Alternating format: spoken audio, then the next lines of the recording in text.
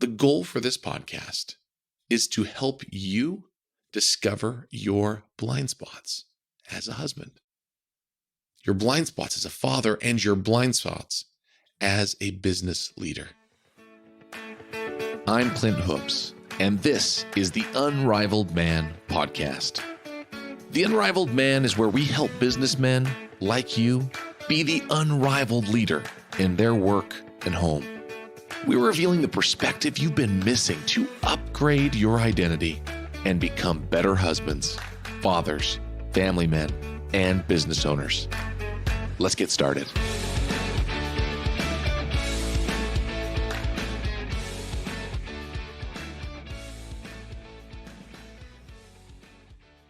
Welcome to the Unrivaled Man podcast. Today we are going deeper into what an unrivaled man is and why you must become that man in the most important parts of your life. Unrivaled means no competition, right? So when you're thinking about your key three roles in life, which are as a husband, father, and business leader, you are seeking a place where you are not in competition, right? Being in constant comparison of others in those same roles is not healthy. I'm telling you, most men love competition and winning. I love competition and winning. And I always want to win, right? When there's a competition, I want to win. So when I think of myself as a husband, father, business leader, right? I think I want to be the best husband there is. I want to be the best father possible for my children.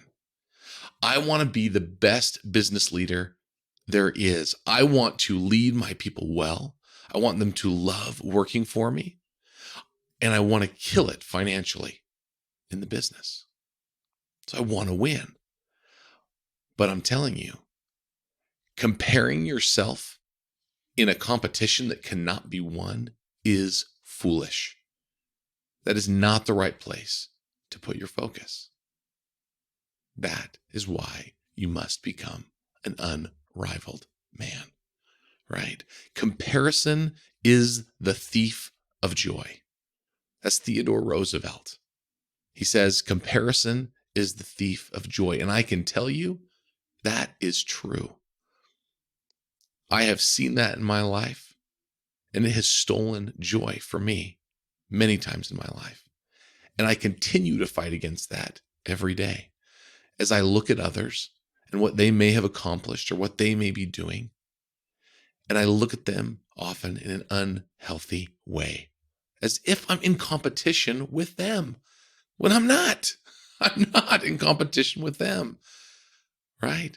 I am trying to be better myself in the places that matter, right? I got to focus inward on myself, and I got to work on the connections with the people in my life above all else. That's it. That's what will help take me to the next level, not in the comparison with others in a similar role. So let me tell you about a time when I was focused on competing with others more than just trying to improve myself, right? I was trying to be like them in ways that weren't healthy. At work, I was trying to succeed, right? I wanted to kill it. We were doing well at the time, and employees were doing well generally, and things were going okay, right? And I wanted them to be exceptional. I wanted to absolutely kill it. And so I was working extra hours, right? And this wasn't just like a short-term thing. That was the intention, right? It all started out saying, well, in the short term, I'm going to do all of these different things. I'm going to work 12, 14 plus hour days, all in an effort so that someday in the future, things will be running just perfectly, super smooth, to a point where I could start taking some more time off of work, get home at a better time, be home for dinner every day, coach my kids' teams, all of those kind of things that I wanted to do. I was going to put in all the time right now so that someday I could do those things. And I'm telling you, it didn't work.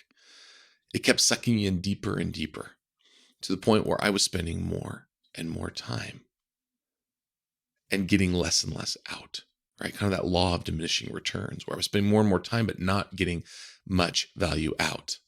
Like I said on the podcast, we've talked about this. You need to do what must be done.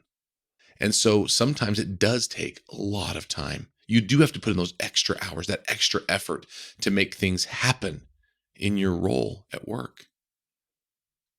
But the problem is when that becomes the norm, there is the problem. And we get sucked in to those things. So this was happening to me at that time. I was getting sucked in and it wasn't helping me. I wasn't getting much better, but I didn't feel like I could go home any earlier or do any of those things because that was going to make me actually perform less or more poorly than I was already. And so I couldn't do that in my mind. And until I got kind of a wake-up call. This was a night, just a random night, weeknight where I had been working late and I had missed dinner with the family and my wife was putting down some of the little kids and to go to bed that night. And I didn't hear about this till later. My wife told me this. She said that our little boy was praying and he said something to this effect. He said, Heavenly Father, please help my dad to get his work done so that he can come home and be with us. Pretty simple. But my wife told me about this. It cut me straight to the core.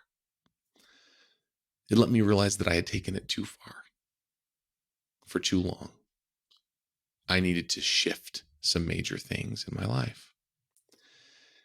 And I believe that all of us have many wake-up calls like this, and they all kind of culminate, and they change something, right? This was one of many that I've had throughout my life that have helped me change something and improve something in my life. And at this time, I made the decision I needed to be home in the evening. I needed to change that thing. And so I stopped working late so often and I started making a bigger effort to be home. Make sure I saw my kids each night before they went to bed. Made sure I was home for dinner. Something so simple, but it made all the difference in the world. And I found that I wasn't not getting things done that I would have done later. I wasn't getting much done when I was working late. So I was able to be much more effective with my time.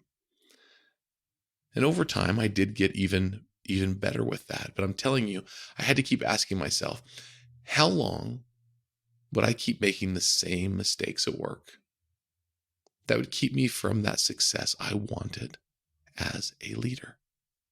And then those mistakes that I was making there, how long was I going to let those impact my ability to be a great father and be a great husband?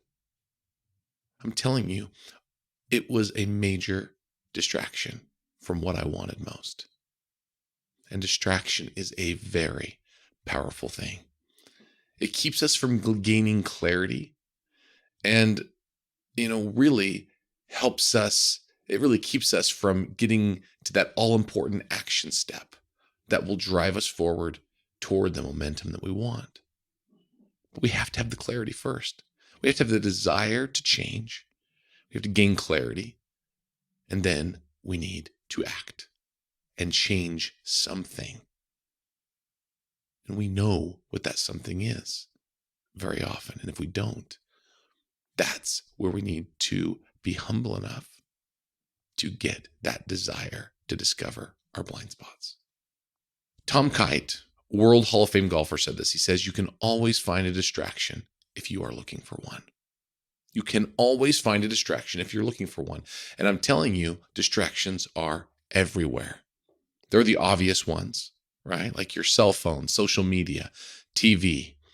And there are other ones that are in our heads, stories we tell ourselves that aren't right, that are distracting us and taking us away from our greatest impact and our greatest roles.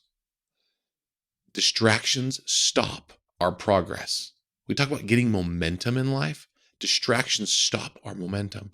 They stop our progress, and they keep us from thinking, and they keep us from connecting with those around us, right? The connections with our employees at work are what make things go. It's what makes us successful. Connection with our wives, connection with our children. These are the things that help us see them as people, understand them better, know what we need to do to be better in each of our key 3 roles in our lives. And these distractions are anything that takes our attention away from who we want to be and from who we care about most, right? They stop us from getting that momentum, and they stop us from seeing our blind spots. So that momentum we're talking about, right? That is the thing that lets us feel fulfilled. It's the thing that helps us hit our real goals and helps us exceed even our own thoughts of what was possible, because the momentum begins to push us and we just feel like life is good. Life is right. It doesn't mean that things aren't hard. It doesn't mean that we don't have to overcome challenges, right? It just means that it feels right. We know that we're connecting with people in the right way. We know that we're finding our blind spots and eliminating them little by little each day. But it only comes when we see our own situation clearly of where we want to go, and also the people in our lives, and connect with them. So the goal for this podcast is to help you discover your blind spots as a husband, your blind spots as a father, and your blind spots as a business leader, right? So that you can learn about them, learn what they are, and then begin to implement the things you learn that will help you eliminate the blind spots and upgrade your identity, help you take it to the next level. And this is a journey that we are all on together, right? It will take work. It will. But I'm telling you, it is worth it. And it is imperative that we do this, especially with the world in its current state. Let me help you navigate in this world where support for a traditional family of husband, wife, and children is decreasing. Turns out that the same tools that you need to be a great husband and father are the foundation for your incredible success as a businessman. I'm telling you, I will help you with both. That's why we're here. The world would like to minimize your impact as a man, as a husband, as a father, and as a business leader. So do not shrink to the side. Define the man you desire to become, and then get clarity and act. One way you can do that right now is by going to unrivaledman.com. And there I want to share more with you about my Unrivaled Momentum framework. I have a short quick start training that I've created for you. It will help you discover some of your blind spots today and give you some tools to begin eliminating them now. Let's do this. Let's do it together. Thanks for joining me today. Now it is up to you to be the unrivaled man in your life.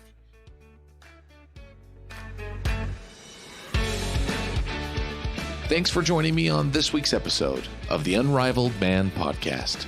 I'm Clint Hoops, and if this show has impacted you, please share it with a friend or leave a review on Apple Podcasts.